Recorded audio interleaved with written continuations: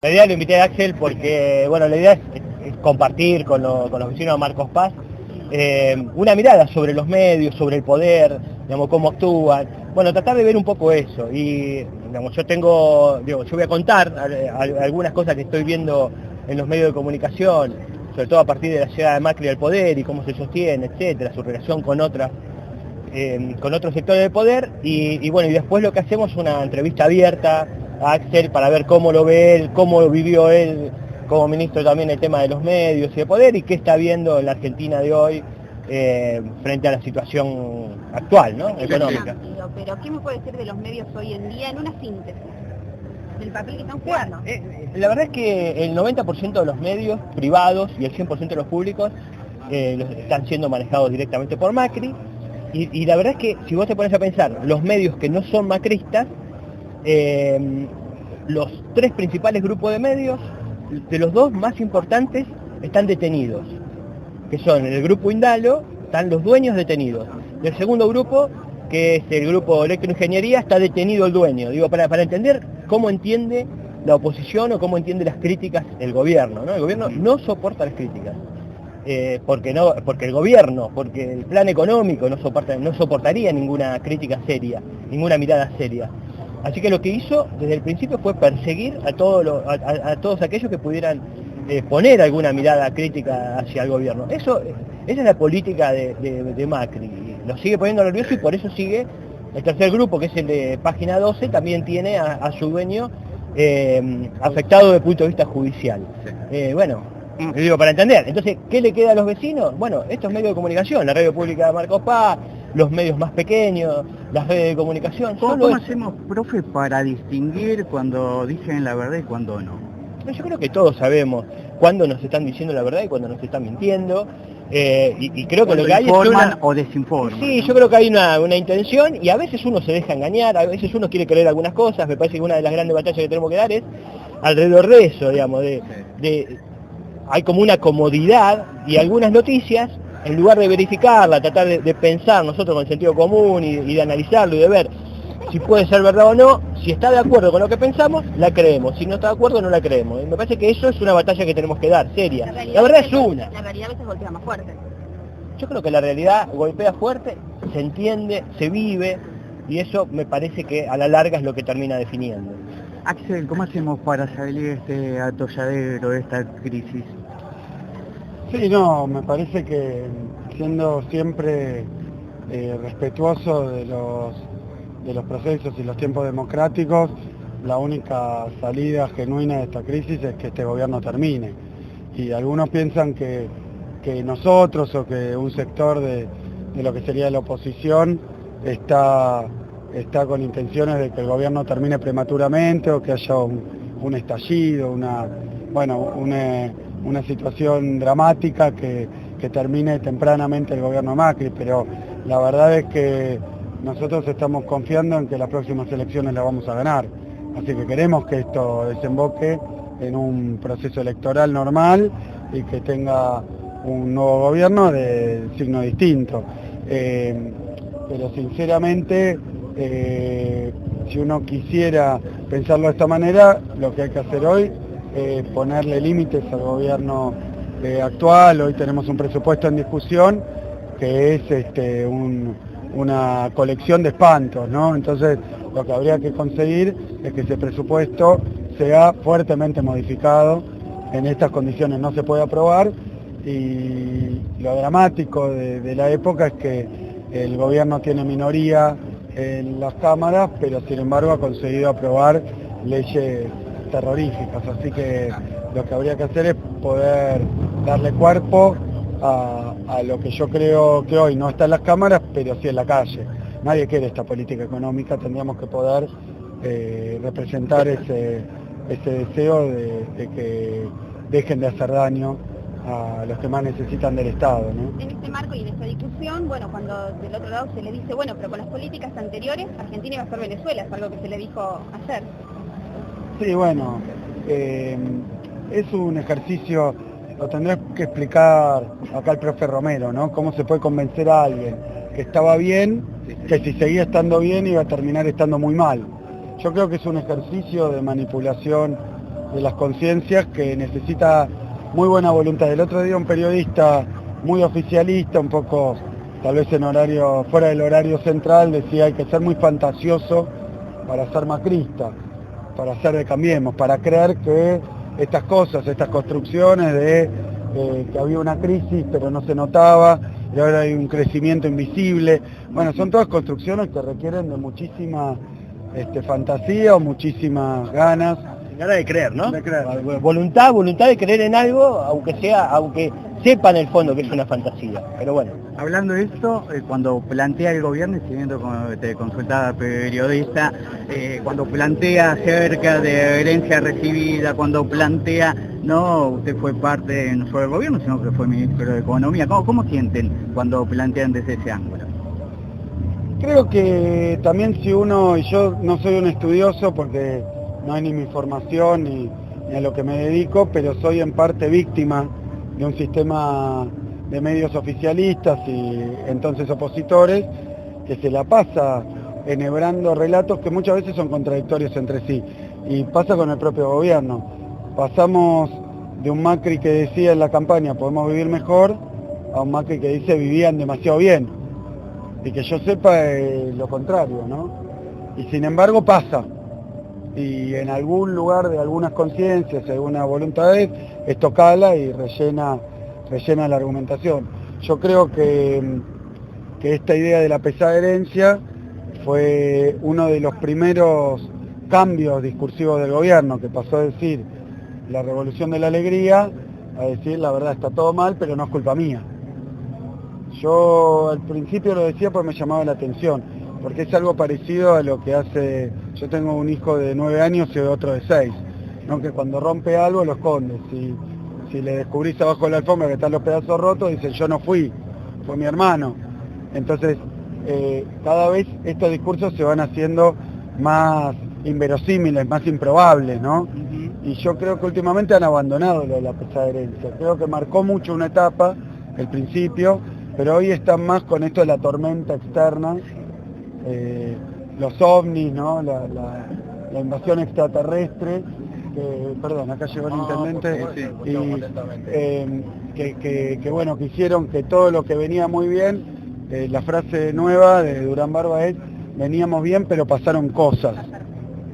Y ahora le pusieron otro nombre un poco más técnico porque todos nos dimos cuenta que las cosas que pasaron es que Macri sea gobierno. Esas cosas pasan.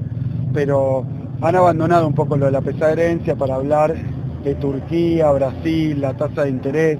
Ahora son una batería de elementos que malograron o impidieron que llegáramos al segundo semestre, al final del túnel. Son ad hoc, inventos ad hoc con los cuales tratan de disfrazar algo que me parece que una parte importante, porque cuando uno observa las encuestas y los sondeos de opinión, se da cuenta que una parte importante de nuestra sociedad, de nuestra ciudadanía, de nuestro pueblo, de los laburantes, los maestros, los jubilados, bueno, diferentes sectores que ya se han avispado un poquito más.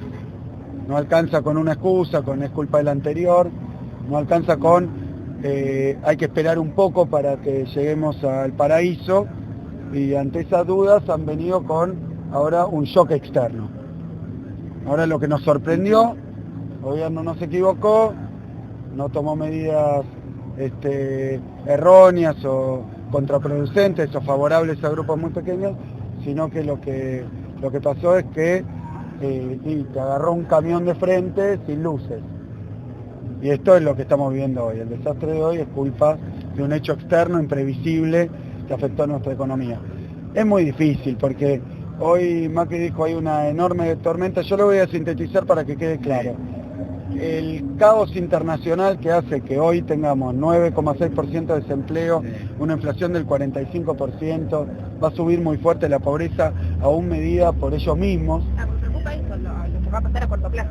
Bueno, todo eso vendría a ser producto de ese shock externo, que es concretamente que Estados Unidos aumentó 1% la tasa de interés. Imagínate si le hubiera agarrado la crisis de 2008, Lehman Brothers, la burbuja, la subprime, las hipotecas, hoy estaríamos no sé en qué subsuelo en el centro de la Tierra, pero son todos discursos que yo creo que cada vez se encuentran receptividad en segmentos menores de nuestra población. Yo creo que hoy Macri le está hablando a su clientela, a los que o bien se benefician mucho con este modelo, o bien están todavía habitados por niveles de odio que no lo quiero discutir porque no quiero calificarlo.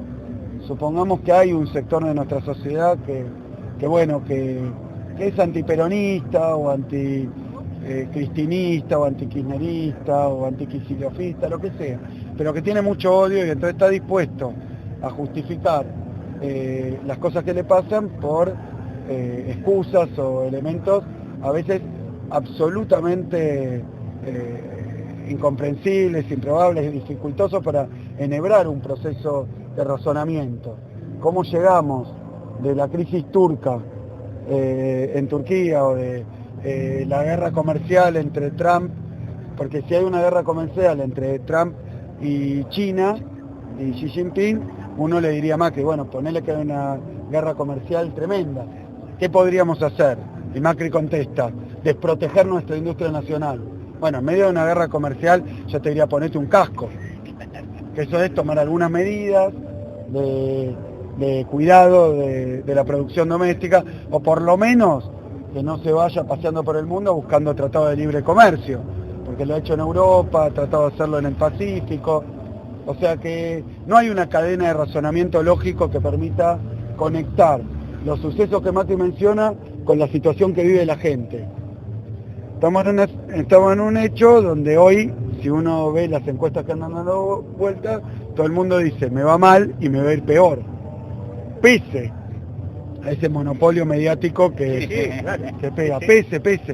Yo creo que tiene un límite, que eso puede satisfacer a un 25, 30 y algo, según encuestas que también son muy inciertas, porque las encuestas también son un instrumento de manipulación política, informativa.